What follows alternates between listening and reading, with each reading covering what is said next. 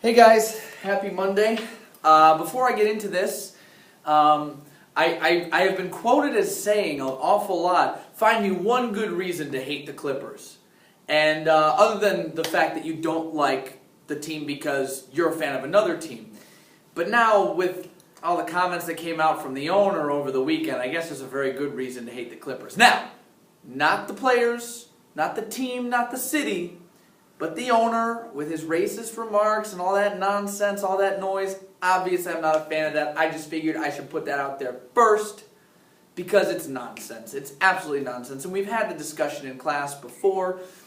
The fact that anybody would be racist towards anyone anymore, knowing everything we know about biology and psychology and all these processes and the process of the way human beings evolved in certain places to have certain skin characteristics based on the climate that they were there from. I mean, it's a bit ridiculous that there are people out there who still believe this, but I figured I'd make sure I mentioned it just in case you scroll down and you're like, wait a minute, I remember now, I'm angry at Mr. Kaz for being a Clippers fan. Again, I'm a fan of the players, I'm a fan of the team. The owner can take a walk, as far as I'm concerned. Just figured I'd start there. Now that unpleasantness is out of the way, I'm going to introduce the post, which is the easier way or the harder way. You ever seen those TV shows where these big tough guys come in and they bust into a business meeting and they're after something from one of the people in that meeting and they say, all right, we can do this the easy way. We can do it the hard way. Well, who in their right mind chooses the hard way? Why would you want to choose the hard way? I want the easy way. I don't like it when stuff is really, really hard. I mean, sometimes there's something to be said for a challenge, but when stuff doesn't have to be hard and it can still be accomplished or solved, why make it harder than it needs to be? The problem is, when we get in the middle of a conflict, we rarely do things to help ourselves. Case in point, our friend Steven here, I gotta move this forward just a little bit so I don't fall off. Our friend Steven here, our fearless narrator in this book, is making a lot of really, really bad decisions. He was slapped back to reality at one point by his mother, and we wrote about it in our Firestarter, which is down below, as always, where he gets slapped back to reality. She says, Steven, this isn't about you. And it was a moment for him to go, ooh, slapped him back to reality, right? This isn't about you. This is about your brother. See, we act selfishly sometimes in these situations because we are so deeply impacted that it's hard for us to see how much the people around us are impacted by circumstances and situations like these as well. So that's one of those things where we can learn, because we're outside of the conflict as the conflict is happening, how we should act when we're in a similar situation. This concept that we've been talking about this whole time of hypothetical and empathetical learning. See, we predict, we infer, we look at all the information we have available to ourselves, and then we look inside of ourselves and we say, I would fill in the blank when we're in this situation or that situation. It's important to keep that in mind because Steven has made a bunch of decisions that have gotten him in a lot more trouble and in a lot harder predicament than he needed to be in. For example, he's not telling anybody about what's going on. Doesn't want to tell his friends, doesn't want to tell his teachers, doesn't talk to his family about it. As a matter of fact, and now I'm jumping ahead to where we just ended today's reading on page 79, where he says, please don't call my school, I'm fine, please, I'm fine, I'm fine, I'm fine, after he had just dissolved into a whole bunch of tears in his mom's arms.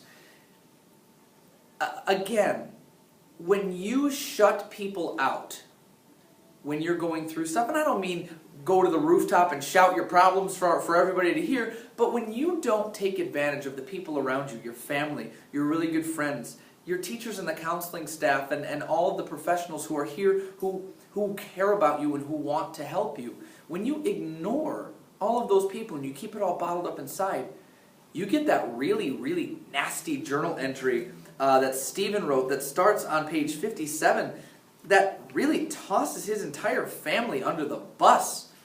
Tosses mom under the bus, tosses dad under the bus big time. Big time, and we'll get back to that in a second. Goes so far as to call him his sperm donor instead of his father. Ooh, that's like the most impersonal thing that you could call somebody who has been raising you this whole time. And it's mean, it's nasty, especially when your family is going through something as difficult as this. But more on that later. He's also trashing Annette in this. He's getting real hot about the people who are trying to care the most for him. Annette, mom, dad, even his brother, while all of this is going on. And it's because he's stifling all of these emotions, and they're just bursting out of him. They're waiting to burst out of him, and they do it in a violent, unhealthy, unproductive way. Not good. Now we do find out that Dad's got a little bit of a role in Stephen feeling this way. We find out that Mom has actually been calling every day, and Stephen had no idea about Jeffrey's situation because Dad was getting the phone calls but not talking to Stephen about it. We do, however, realize that he was doing this because he didn't know how to tell Stephen. He didn't want to hurt Stephen. He wanted to protect Stephen from all of these horrible things, these reports that he was getting about Jeffrey's condition and the tests he was going through and all the treatments he was starting. And Mom has been in Philadelphia with Jeffy, and so everybody has sort of been operating in this bubble, and it's been really bad for all of them. But we're starting to get a really good glimpse of how each person is reacting, and that'll help us with that empathetically speaking part of our organizers, where we step back and we say, why is this person doing this? Why are they acting like this? Why are they operating like this? Why are they saying this? And again, when we have terrible behavior and we say horrible things and mean things, it doesn't excuse the fact that we've done these horrible things, or that people who are around us have done these horrible things that are hurting people. But it can give us a perspective as to why they're doing it and maybe allow us to understand them a little bit more, which allows us to connect with them even in really horrible situations. And that's really what our goal is as people, is to try to understand other people. And we don't excuse their behavior, but we focus on the situation they're in, and we try to come up with a reason why so that we can make a connection and help them and communicate truly. That's what people are looking to do with Stephen here. He's just not having it. We take a look at how Jeffrey's handling the situation. Mom is kind of a mess, but she's holding it together while she's around Jeffrey and the rest of the family so that they can keep moving forward. Dad is completely shutting down. He doesn't know what to do, how to do it, how to say things, how to talk to people anymore. He's just shutting down. Stephen is closing off and isolating himself. One of the 5 stages of grief. Isolation goes along with this notion of denial of grief and the grieving process. He's also becoming very angry. Jeffy doesn't seem to know very much about what's going on with him. He just knows that he's sick, and he knows about all these treatments. And he comes in and he just goes, guess what happened? They gave me a bone marrow test, and I'm bruised, and it hurt, and it was terrible, and they put tubes in my chest, and they did this, and I had a needle sticking out of me, But he almost sounds like he's excited to tell Stephen because all of these are new experiences. And this also brings up the question, when a kid seems to be handling something this big, this well, how much do you tell him as the parent, as the older brother, about what he's actually going through? How much of it do we not want to scare him versus do we need him to know what he's going through so he doesn't make terrible decisions that will harm his health? A lot is at work here. And hopefully as you're reading this, you're noticing that people are handling things in very different ways for very different reasons. And again, I want you to focus on this notion of Stephen and why he's refusing help from all of these places and doesn't want Mom to call the school and doesn't want people to know. Guys, I promise you, you make things harder for yourself when you make a decision to not tell anybody. You make things harder for yourself when you throw away all of your responsibilities because you're handling stuff emotionally. I understand how hard it is to handle, believe me, to handle big emotional things. And it's good to have an outlet like the drums and like his journal to go back to. But don't make your life harder than it needs to be by shutting out people who want to help you and by not following through on your responsibilities. Little things like controlling the things you can control, like doing your homework. It'll actually help you probably take your mind off of the situation that you're going through in the first place too.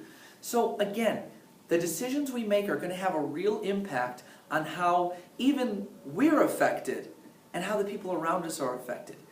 Stuff to keep in mind as you're doing this whole character study where you're putting yourself hypothetically in the position of these characters and seeing what would I do if I were in that situation. Great stuff. We're having great discussions. I'm noticing some really hardcore, awesome writing. Guys, keep it up. We are hitting the home stretch of 7th grade and you're really starting to get it. And I love that. Keep it up. See you tomorrow.